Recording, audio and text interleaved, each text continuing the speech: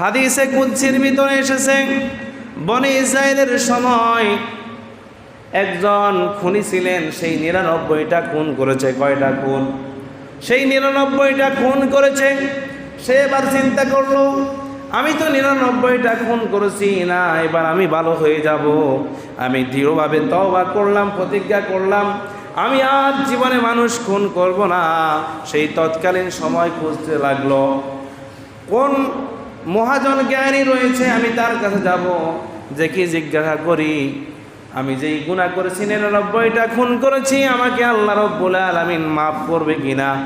তখন একটা লোক সন্ধান দেখিয়ে দিয়েছেন, ওই পাদ্রীর কাছে যাও, হিন্দু পাদ্রীর কাছে যাও, তার কাছে গিয়ে বলছেন, আমি 99টা খুন করেছি, আমাকে আল্লাহ তাআলা মাফ করবে কিনা। তখন ওই হিন্দু পাদ্রী বলছেন, না, তুমি যেই 99টা খুন করেছো, তুমি জঘন্য কাজ করেছো, তোমাকে আল্লাহ মাফ করবে না। সঙ্গে সঙ্গে যেই 99টা খুন করেছে, সেই এই পাদ্রীকেও খুন করে 100টা পূর্ণ করলো। কয়টা পূর্ণ করলো? 100টা পূর্ণ করলো।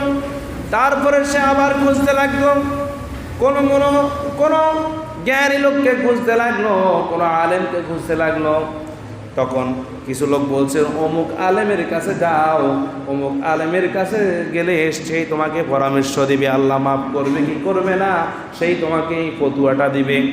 তখন সেই লোক যখন ওই আলেমের কাছে গেলেন, সেই বললেন, আল্লাহ তাআলা তোমাকে মাফ করতে পারে একটা শর্তে, তুমি যেই এলাকার 199টা খুন করেছো, আবার 100টা খুন করেছো, তুমি এই এলাকা থেকে বের হয়ে যাও, আর দৃঢ়ভাবে প্রতিজ্ঞাবদ্ধ হও, আমি আর জীবনে মানুষ খুন করব না। আর তুমি ওই এলাকায় চলে যাও, ওই এলাকার লোকেরা খুব নামাজি আল্লাহওয়ালা লোক, ওই আল্লাহওয়ালা লোকদের সাথে যখন তুমি মিশবে, তখন আর তোমার দ্বারা গুনাহ করা সম্ভব হবে না। তখন ওই লোকটি ওই হুজুরের কথা শুনে, ওই মুফতি সাহেবের কথা শুনে, ওই লোকটি যখন আল্লাহর জন্য ইবাদত করার জন্য যাচ্ছে, পথিমধ্যে আজরাইল এসে হাজির হয়ে গেল। আজরাইল এসে ওই লোকটার জান কবজ করে ফেলল। জান কবজ করে ফেলার পরে এবার জাহান্নামের ফেরেশতা এসে তাকে জাহান্নামে নিয়ে যাওয়ার জন্য প্রস্তুত হয়ে রইল, আর জান্নাতের ফেরেশতা এসে জান্নাতে নিয়ে যাওয়ার জন্য প্রস্তুত হয়ে রইল। দুইজন ফেরেশতা একতাবদ্ধ হয়ে, একজন টানতেছে জান্নাতের দিকে, আর একজন টানতেছে জাহান্নামের দিকে। তখন পাশ দিয়ে ফেরেশতা বেশে আল্লাহ তাআলা আরেকজন হুজুরকে পাঠিয়ে দিলেন, আরেকজন আল্লাহর বান্দাকে পাঠিয়ে দিলেন, বলেন, তোমরা কেন টানাটানি করতেছ? বলে, এই লোক 100টা খুন করেছে, এর মাপ নাই। আরেকজন বলছে, এই লোক তাওবা করেছে, এর জন্য এর মাপ আছে, কে আমি জান্নাতে নিয়ে নিব। তখন আল্লাহ তাআলা ওই ফেরেশতার মাধ্যমে ওই ফেরেশতাকে জানিয়ে দিলেন, ও ফেরেশতারা, ওই জান্নাতের ফেরেশতারা, ওই জাহান্নামের ফেরেশতারা, তোমরা জান্নাতে তোমরা এর গুনার এলাকা এবং সেই মাপ চাওয়ার জন্য যে এলাকার দিকে যাচ্ছে, ওই এলাকা মেপে দেখো কোন দিকে তার পা অগ্রসর। তখন জাহান্নামের ফেরেশতা সেই যে এলাকায় 100টা খুন করে এসেছে, ওই এলাকায় সেন দিয়ে টানা হলো, দেখতেছেন এর পরিমাণ একটু কম আছে।